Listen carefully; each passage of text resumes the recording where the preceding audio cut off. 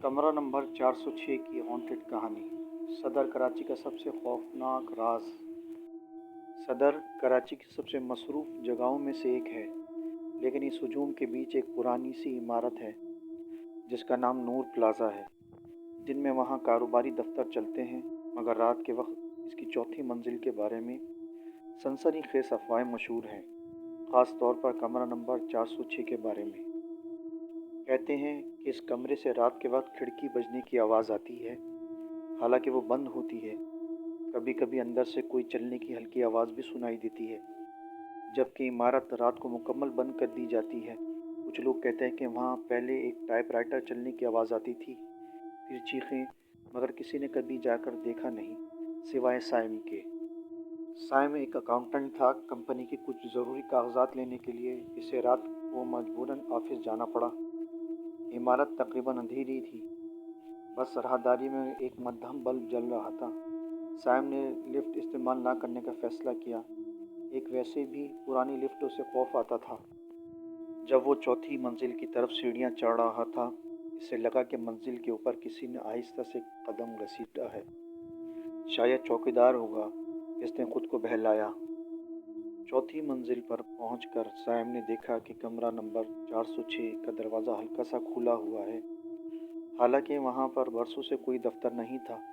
दरवाजे के नीचे से हल्की सी टाइपिंग की आवाज़ आ रही थी, टक टक टक, जैसे पुराना टाइपराइटर चल रहा हो। साइम के कदम रुक गए। ये तो कोई नहीं होना चाहिए। वो आहिस्ता आहिस्ता दरवाजे के करीब गया। दिल पूरी रफ्तार से धड़क रहा था। इसने अंदर झांकने की हिम्मत की और फौरन पीछे हट गया।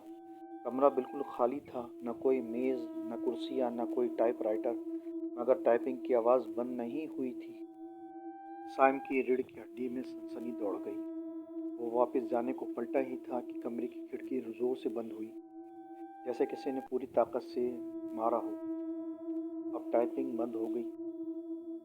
चंद लम्हों के बाद कमरे के अंदर से हल्की सी ससराहट हुई, जैसे कोई दीवार के साथ रगड़ खा रहा हो और खड़ा हो गया हो। साइम ने कांपते हुए दरवाज़ा बंद करने की कोशिश की, मगर दरवाज़ा इसके हाथ में ही रुक गया, जैसे अंदर से कोई इसे खोल कर रोक रहा हो।